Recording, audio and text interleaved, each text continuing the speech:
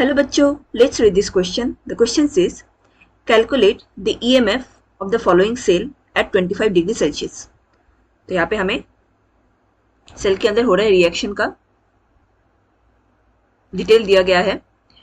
तो इसमें हमें EMF निकालना है इस सेल के अंदर.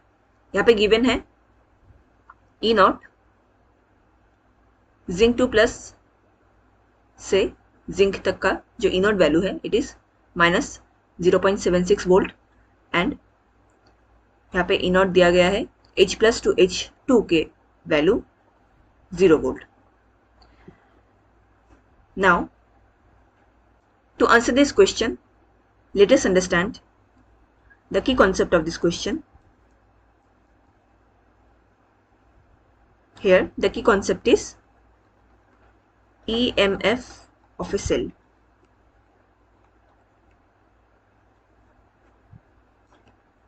EMF stands for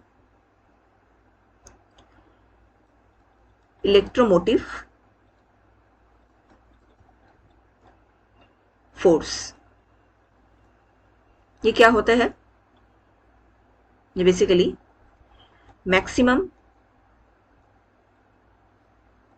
potential difference होता है ये between two electrodes of a cell.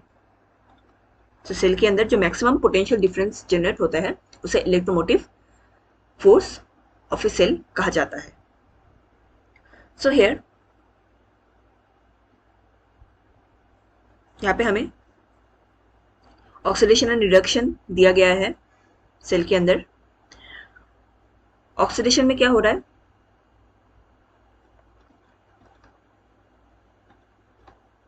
यहाँ पे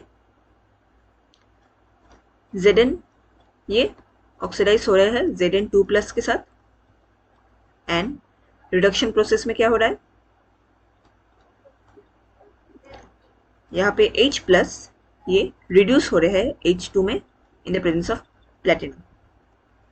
सो ये ऑक्सीडेशन ये कहाँ पे होता है? ये एनोड में होता है एंड रिडक्शन ये कैथोड में पाए जाते हैं. सो हम एनोड एंड कैथोड में जो रिएक्शन हो रहा है उसको अच्छे से देखेंगे. एनोड में बेसिकली क्या हो रहा है? यहाँ पे Zn का ऑक्सीडाइज हो रहा है Zn2 प्लस एंड यहाँ पे 2 इलेक्ट्रॉन रिलीज हो रहा है. कैथोड के केस में क्या हो रहा है? यहाँ पे H प्लस इलेक्ट्रॉन को गेन करते हैं एंड फॉर्म करते हैं हाफ H2. इसको बैलेंस करने के लिए हम इंटू 2 कर देंगे. सो जो फाइनल प्रोडक्ट या रिएक्शन हमारे सामने आता है इट इज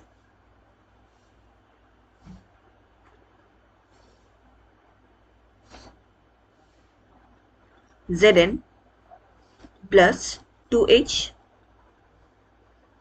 प्लस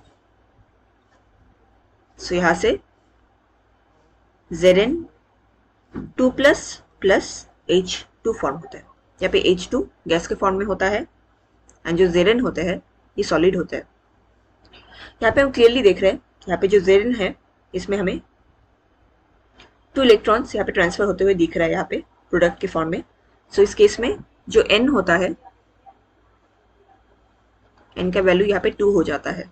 N हमारे नर्न्स्ट इक्वेशन में यूज होता है एंड इसका जो बेसिक डेफिनेशन होता है कि पूरे रिएक्शन में कितना इलेक्ट्रॉन ट्रांसफर हुआ है प्रोडक्ट में तो वो वैल्यू हमें लिखना होता है N में. सो इस केस में यहाँ पे N 2 हो जाता है. नाउ यहाँ पे हम नर्न्स्ट इक्वेशन को लगाएंगे जिसका जो फॉर्मूला होता है it is E of cell is equal to E not cell minus 0.0591 by n log ऊपर product concentration divided by reactant concentration. Now E cell को निकालने के लिए पहले हमें ई नॉट सेल का वैल्यू हमें निकालना होगा. इसका वैल्यू कैसे निकालते हैं?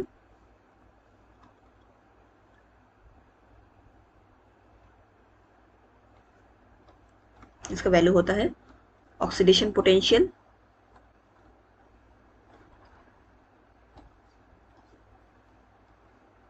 Plus reduction potential.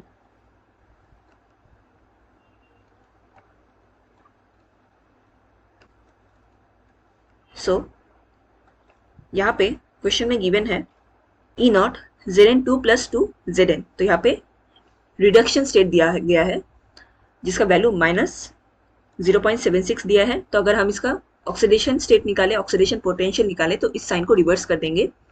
सो यहाँ पे 0.76 होगा. एंड ई नॉट हाइड्रोजन के केस में यहाँ पे वैल्यू 0 दिया गया है. सो यहाँ पे कोई चेंज नहीं होगा. सो -0.0591 बाई इनका वैल्यू हमें 2 मिला था. सो ये 2 होगा. नाउ लॉग हम प्रोडक्ट का कंसेंट्रेशन एंड रिएक्टेंट का कंसेंट्रेशन यहाँ पे लिखेंगे. सो यहाँ पे Zn2 प्लस होगा एंड नीचे H प्लस होगा जिसका टू द पावर 2 रहेगा क्योंकि हमें जो रिएक्टेंट में देखने को मिला था यहाँ पे 2H प्लस था. सो ये 2 एज अ पावर ऊपर में रेज्ड हो जाएंगे. सो इसका जो वैल्यू निकलेगा इट विल बी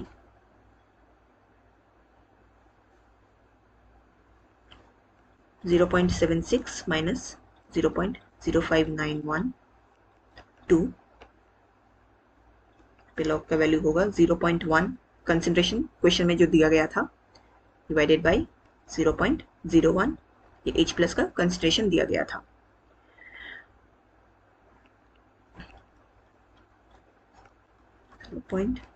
(0.0591/2). सो इसका जो वैल्यू आता है ये log 10 होता है एंड log 10 हम जानते हैं ये इसका वैल्यू क्या होता है, इट इज 1. सो हम इसको इक्वेट करेंगे 0.0591 डिवाइडेड बाय 2 इसका वैल्यू होगा 0.0295. सो जो फाइनल वैल्यू आएगा of E cell it is 0.7305 volt.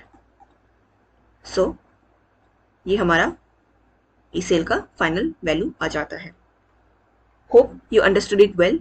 Best of luck.